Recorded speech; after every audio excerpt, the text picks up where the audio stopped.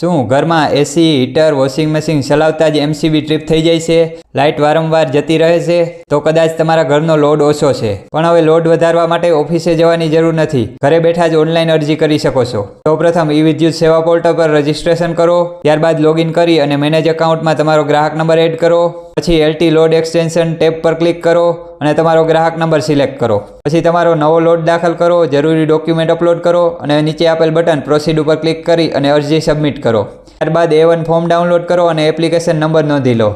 પછી A1 ફોર્મની print લઈને તમારી ઓફિસે જાઓ. ત્યાં SR જનરેટ થશે અને રજીસ્ટ્રેશન ચાર્જ ભરવાનો રહેશે. પછી જીબીના અધિકારી દ્વારા તમારા લોડનો સર્વે કરવામાં આવશે. સર્વે થયા પછી તમારા લોડ મુજબ FQની રકમ ભરવાની થશે. FQની રકમ ભર્યા બાદ ટેસ્ટ રિપોર્ટ ભરો અને ઓફિસે જમા કરાવો. એટલે તમારા લોડ વધારાની અરજી થઈ જશે. લોડ વધારાની અરજી માટેનો ફૂલ વિડીયો અમારી YouTube ચેનલ જીબી ગુરુ પર બનાવેલ છે, તો તે જોઈ લેજો. આ વિડીયો ઉપયોગી લાગ્યો હોય તો વિડીયોને લાઇક કરો, શેર કરો અને જીબીને લગતા નવા વિડીયો જોવા માટે અમને ફોલો કરો. વધુ માહિતી માટે અમારી YouTube ચેનલ જીબી ગુરુને સબસ્ક્રાઈબ કરો. Thank you.